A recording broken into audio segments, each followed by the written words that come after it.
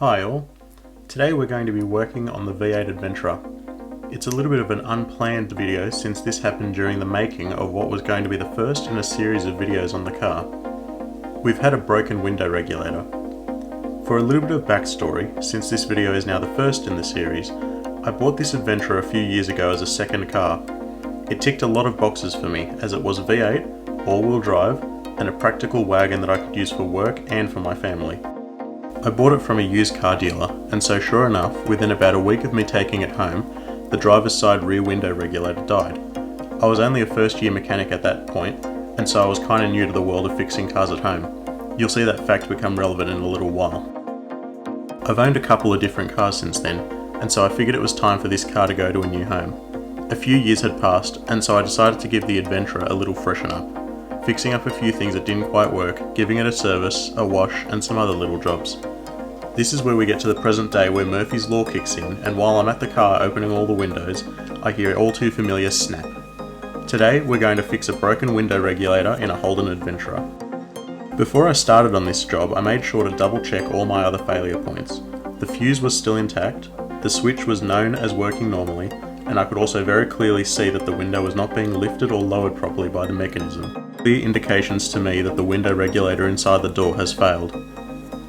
I'm going to start by securing the window to the top of the door frame with some ordinary masking tape. I'm going to get it reasonably tight. It's practically impossible to go overkill when securing the window. That said, a few decent strips secured to a clean window should be more than enough. This method of taping here is a technique learned over years of practice, and totally not because I forgot to film this part and just ended up using footage from later on in the job, but just reversed.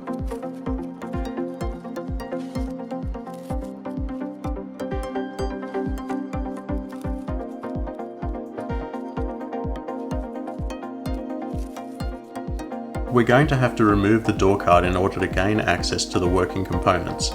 The first step is to use a pick or a small flathead screwdriver to pry up the little red tab that holds the lock button in its mechanism. It doesn't need to come off completely, just pop it forward so it releases its grip on the threaded extension. The button should then slide up and out. Use the pick to open the round cover that sits behind the door handle. Behind it is a Phillips head screw that needs to be undone. There's another screw that needs to be undone behind the lock button trim. Undo this one as well.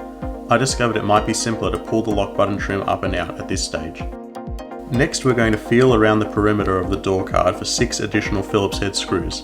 These are what actually retain the door card to the door frame on this generation Holden. It's common on other cars to see this done with plastic clips. You may need to use a shorter screwdriver to access some of the screws. Luckily I was able to disconnect the handle of my ratcheting screwdriver to get to the fiddly ones.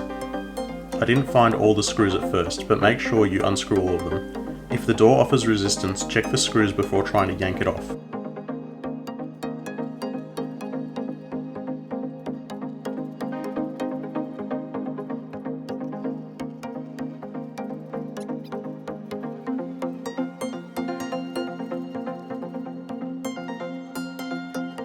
After the 6 retaining screws are removed and put somewhere safe, preferably a magnetic tray, start to remove the door handle. You will need to unhook it from its mechanism. It can be a little tricky at first, but with some careful manoeuvring it should disconnect from the mechanism.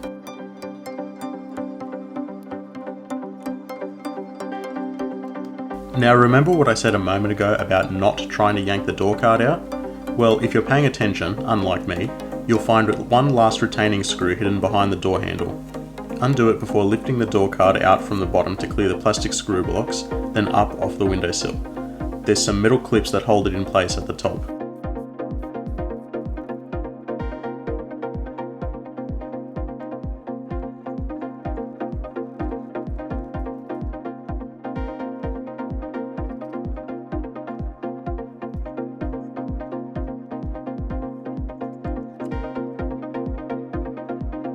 You'll need to remove the window switch by pressing in the plastic tab and then levering it out of the door card. Unclip the connector and put the switch to the side. You'll need it later. The door card can also be put somewhere safe. I put mine in the boot of the Adventra where it wouldn't get dirty or scratched.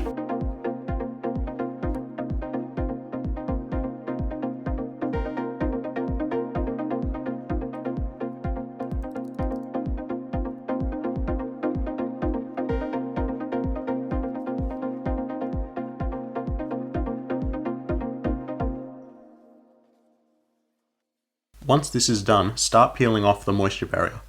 On most cars this will be held in place by some black rubber sealant, but on the Adventra they use this yellow stuff. It works the same however. Be careful not to tear the plastic barrier, as this is there to stop rain from getting into the door card through the window seals. Break any stringy bits of the sealant with your finger and stick them back. Try not to get this sealant dirty as it will become difficult to stick the moisture barrier back down again. I used a medium bulldog clip to hold the barrier to the side while I worked on the regulator. This horrible slimy red tape is the remains of my last attempt at fixing this regulator about 4 years ago. Learn from my mistakes, guys. Electrical tape is an inferior solution to covering wire connections. I'm going to remove this mess, but if you have the original window regulator installed, you may need to cut into the original harness.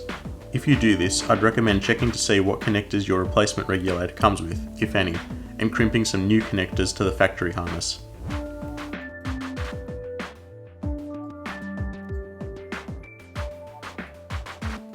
The original window regulator was held in by 4 screws, but on my last attempt I had to use some rivets to get the job done. I'm going to drill these out and then undo the small screws retaining the window reg in place.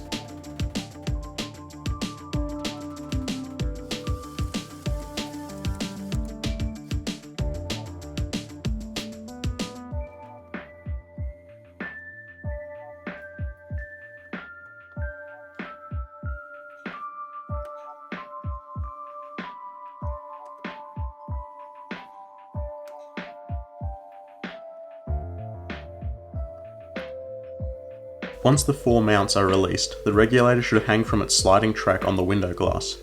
If you're not doing so already, I'd recommend wearing a pair of mechanics gloves from this point forwards. There's a few sharp bits of metal around the door frame, along with all sorts of greases and dust, and it can be very easy to shred your hands if you're not careful.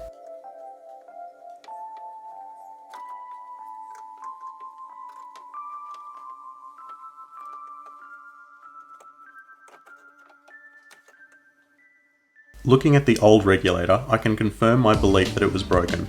The cable has snapped and the motor has partially unspooled.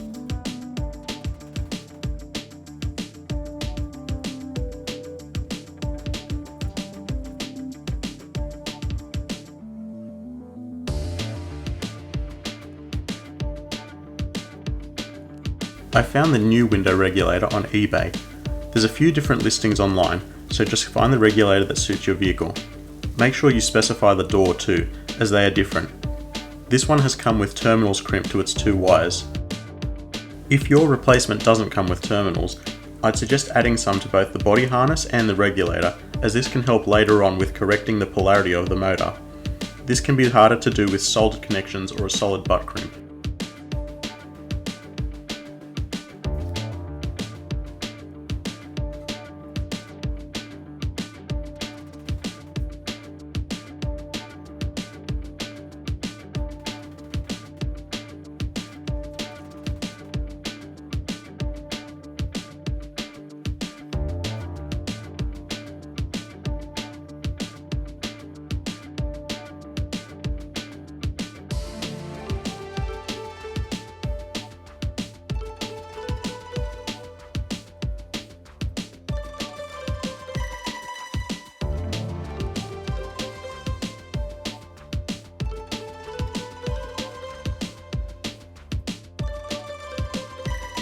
I'm going to go handheld for a moment to show you how the window reg connects to the window glass. The small plastic tab fits into this track at the bottom of the glass. Make sure you lubricate this area before you install the new regulator. Speaking of lubrication, I usually use white lithium grease on the tracks and slides, as well as in the swiveling parts of the window regulator to provide as much lubrication as possible. I've also heard it's a better idea to track down some dry lube PTFE spray, as it won't attract as much dust as white lithium. I've bench tested my new window regulator before installing, and also made sure it was the same model as the old one. I'm going to have to connect the window switch to the door harness and the wires from the new reg to the terminals I already added. I'll start by sliding the plastic tab into the glass, and then I'll slowly move the window regulator up and down in the door until it aligns with the bolt holes in the door frame. Once this happens, I'll start the first 2 bolt holes that hold the motor in place, making sure to leave them a little loose.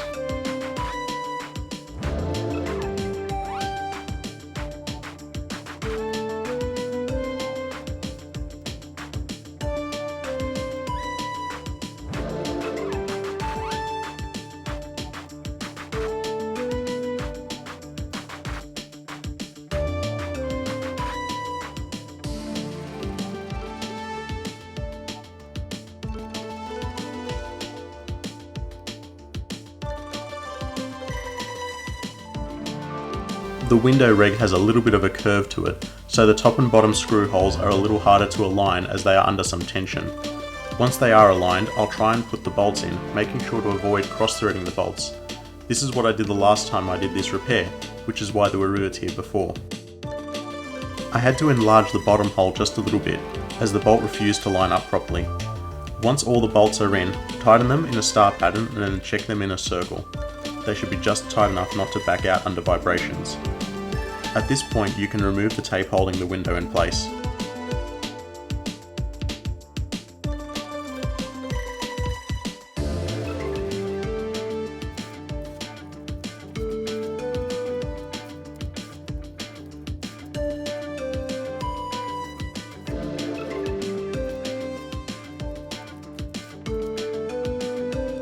Again, you'll use the switch to check the window operation, but now make sure the switch and the window are doing the same thing. The window should go up when the switch is pushed up, and vice versa. If it doesn't, you will need to go back and swap the wires over. This should correct the problem. This is why terminals are better than a soldered or crimped joint in this situation. Before I reassemble the door, I'll use some heat shrink to protect the connection and stop it from shorting out. I use a small diameter piece of heat shrink on one cable, then use a larger diameter heat shrink to cover both connections. I'll double check that the window still works as intended, and then I'll use either a lighter or a heat gun to shrink the heat shrink over the connectors, starting with the smaller.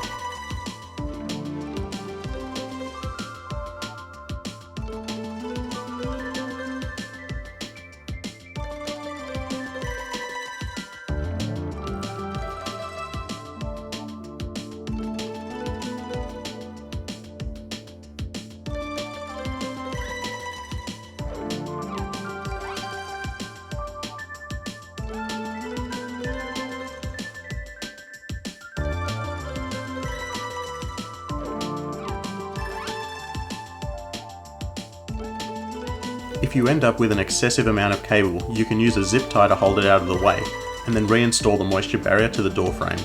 Try and stick the glue to itself to ensure a tight seal. Then, the installation of the door card is the reverse of removal.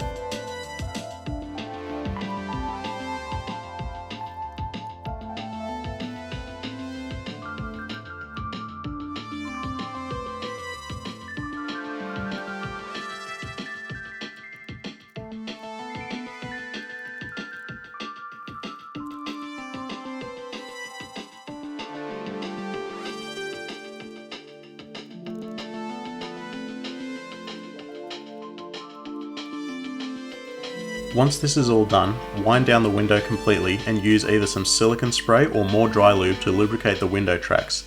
This will help the glass slide more easily and reduce the load on the window regulator and motor. Dry lube is superior on this job because of the aforementioned resistance to dust.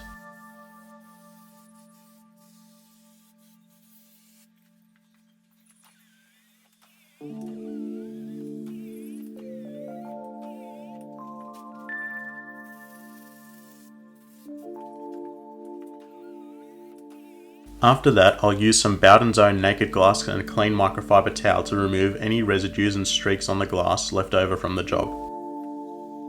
And now, the window reg replacement is finished.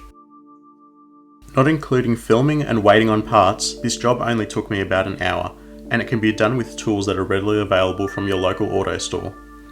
All I really needed for this job was a screwdriver, a pick, a nut driver or socket, some gloves, a bulldog clip, and some supplies like tape and heat shrink. You might also need some crimping tools, wire strippers, and terminals. But if you are careful, you can also get some ready-made solder connectors and test the wires by holding them together with something like a plastic clothes peg. So just before I finish the video, I just want to give a shout out to the members of the Adventra group and to my subscribers. Subscribing really helps my channel to grow, so if you enjoyed the video, please consider liking and subscribing. Stay tuned for more videos on the Adventra.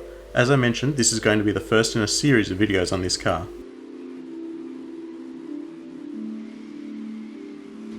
Thanks for watching and have a good one.